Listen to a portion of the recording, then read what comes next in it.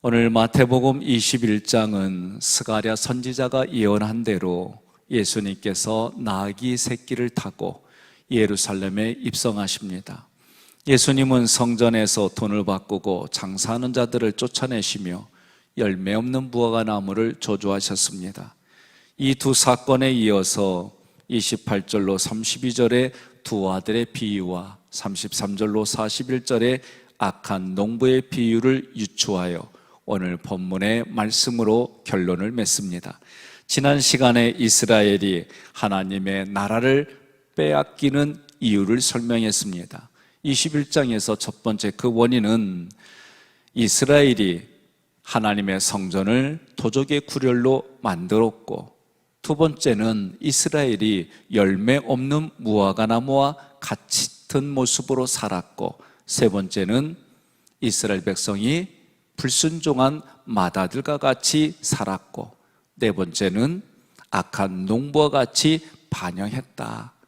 그 반역한 결과로 이들은 버린 돌이 되고 이방인이라 할지라도 하나님께서 원하시는 열매를 맺은 그 이방인들에게 하나님의 나라를 이어받게 했다. 그래서 그 예로 건축자들이 버린 돌이 모퉁이의 머릿돌이 되었다라고 오늘 본문은 결론으로 말씀하는 겁니다. 그들이 버린 돌이 도리어 하나님의 나라를 건설하는 모퉁이의 머릿돌이 되었다. 이방인들은 하나님의 나라를 열매를 맺었기 때문에 하나님의 나라를 이어받았다. 자, 42절 함께 봉독하겠습니다. 예수께서 이르시되 너희가 성경에 건축자들이 버린 돌이 모퉁이의 머릿돌이 되었나니 이것은 주로 말미암아 된 것이요 우리 눈에 기이하도다 할물 읽어본 일이 없느냐. 아멘. 성경에서 돌은 메시아나 말씀을 상징합니다. 이사야 28장 16절에 보면 한 돌을 시온에 두어 기초를 삼았노니 곧 시험한 돌이요 귀하고 견고한 기초돌이라 그것을 믿는 이는 다급하게 되지 아니하리로다. 아멘. 이 돌을 믿는 자는 구원을 얻습니다. 그러나 이스라엘 두 집에는 예수님이 거치는 돌과 걸리는 반석이 된다라고 예언하셨습니다. 이사야 8장 14절로 15절에 보면 이스라엘의 두 집에는 걸림돌과 걸려 넘어지는 반석이 된다라고 할 때 이스라엘의 두 집은 남과 북으로 나눠져 있던 북이스라엘, 남유다 여기를 말하는 거예요. 자, 이 두 집은 누구를 의지했냐면 예루살렘을 포함하여 남왕국 유다는 아수르를 의지했습니다. 아람을 의지하던 북왕국 이스라엘을 지칭하는데 남왕국 유다와 북왕국 이스라엘에게 예수 그리스도가 거치는 돌이 되고 걸리는 반석이 된다.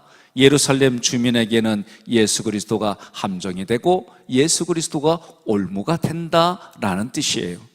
결국 예수 그리스도를 믿지 않는 자들은 걸려 넘어진다. 모세도 이것을 고별 설교에서 언급했습니다. 신명기 32장 15절 함께 봉독합니다.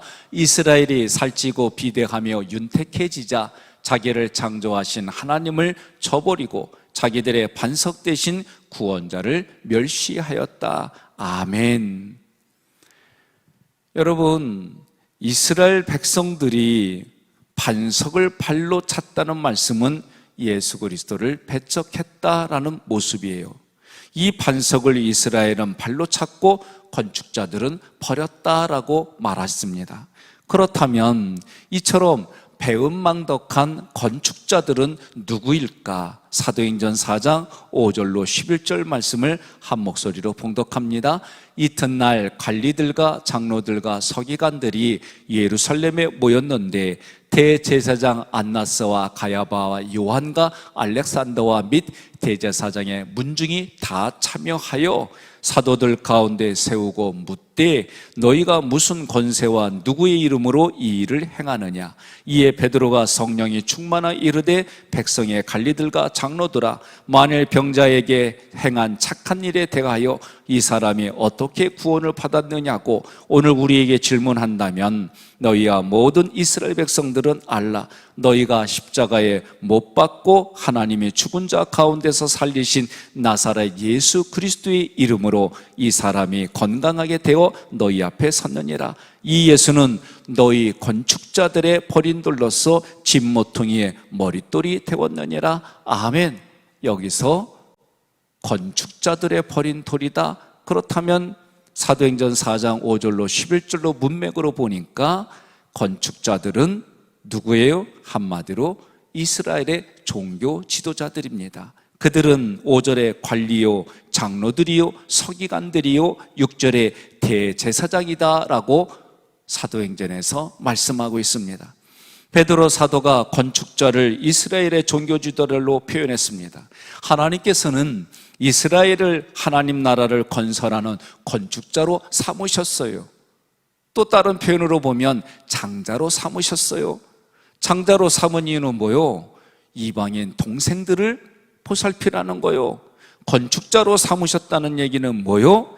그들이 건축주로 오신 예수 그리스도를 모시라는 얘기예요. 그러나 그들은 예수를 버렸습니다. 그 결과 성경은 뭐라고 그래요? 43절로부터 44절, 마태복음 21장 43절로 44절 함께 봉독합니다. 그러므로 내가 너희에게 이르노니 하나님의 나라를 너희는 빼앗기고 그 나라의 열매 맺는 백성이 받으리라. 이 도리에 떨어지는 자는 깨지겠고 이 돌이 사람 위에 떨어지면 그를 가루로 만들어 흩으리라 하시니. 아멘. 43절부터 44절에서 하나님의 나라가 이방인에게로 옮겨집니다. 그리고 그 돌 위에 떨어지는 자는 깨어집니다. 이것은 돌이신 예수 그리스도를 대적하는 자가 깨어진다라는 뜻입니다. 돌이 사람 위에 떨어진다는 말씀은 심판을 가리킵니다. 이 모습은 오늘 지금을 살아가는 우리에게도 해당되는 말씀입니다. 예수가 그리스도입니다. 주는 그리스도시요 살아계신 하나님의 아들입니다. 이 고백을 하는 거예요. 이것이 다른 말로 한마디로 말하면 내가 주님을 사랑합니다. 신명기로 표현하면 나는 마음과 뜻과 힘과 정성을 다하여 주 너의 하나님을, 나의 하나님을 사랑합니다. 이 고백이 되는 거예요. 이거를 우리가 살아가는 삶의 자리에 배우자에게 그런 마음을 가지고, 내 자녀들에게 그런 마음을 가지고, 그것이 내 이웃들에게 그런 마음을 가지고 그런 연습을 하며 살아가는 거예요. 42절에 건축자들의 버린 돌이 모퉁이의 머릿돌이 된다는 말씀을 이렇게 해석합니다. 하나님은 저들이 버린 돌을 도리어 머릿돌로 삼으셔서 기필코 하나님의 나라를 이루시겠다라는 뜻으로 해석하는 거예요. 이것이 하나님의 주권입니다. 그러니 하나님의 생각과 내 생각은 다릅니다. 하나님의 계획과 나의 계획은 다릅니다. 대제사장들과 바리새인들은 예수님께서 비유로 말씀하신 것을 들었을 때에 그 비유가 자기들을 가리켜 하신 말씀인 줄 알았어요. 자, 오늘 이 말씀을 들으면 어떻게 돼요? 양심이 찔리는 거예요. 그러면 그 말씀을 들었으니까 깨달아야 되는 거예요. 돌이키면 되는 거예요. 여러분, 이게 쉬우냐고요? 안 그래요. 우리도 부부간에, 저도 아내가 말에 의견 충돌이 있을 때가 있어요. 그러면 아내 말이 맞는데도 어떤 때는 나도 모르게 심통이 나. 나도 모르게 그 말이 맞는데 듣기 싫어. 죄송합니다. 나만 그런 것 같아요. 그런 마음이 들을 때가 있어요. 그 말을 듣고, 그래, 내가 잘못했지, 그럼 내가 돌아서면 되지, 이러면 되는 거예요. 그런데 사람 마음이 그렇지가 않아요. 이것이 문제입니다. 오늘 대제사장들과 바리새인들은 말씀을 들었으니까 깨닫고 주님께로 돌이키면 되는데 오히려 예수님을 잡아 죽이려고 했습니다. 이처럼 주님께서 알아듣기 쉽게 설명을 해주셔도 많은 사람들은 악한 농부들처럼 예수님을 죽이려고 했습니다. 그렇기에 예수 그리스도가 저희에게 생명의 떡이 아니라 오히려 심판의 돌이 되었습니다. 그 심판의 돌이 이스라엘 백성들을 박살내고 흩어버리셨습니다. 이제는 하나님께서 지금을 살아가는 나와 우리를 건축자로 들어 쓰십니다. 이제 우리를 포도원의 농부로 부르셨습니다. 이제 우리를 둘째 아들처럼 처음에 포도원에 안 가겠다고 하고 난 후에 뉘우쳐서 포도원에 가게 된 자들로 여겨주십니다.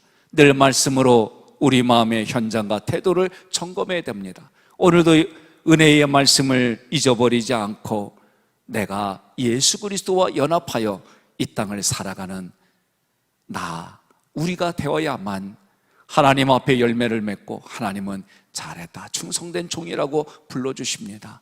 오늘 태풍으로 인해서 고통당하는 현장에 코로나 바이러스 감염증 19로 인해 아파하는 현장을 위해 중보기도 하며 나를 통해 하나님의 모든 것이 흘러가는 오늘 지금의 우리의 현장이 되기를 주님의 이름으로 축원합니다.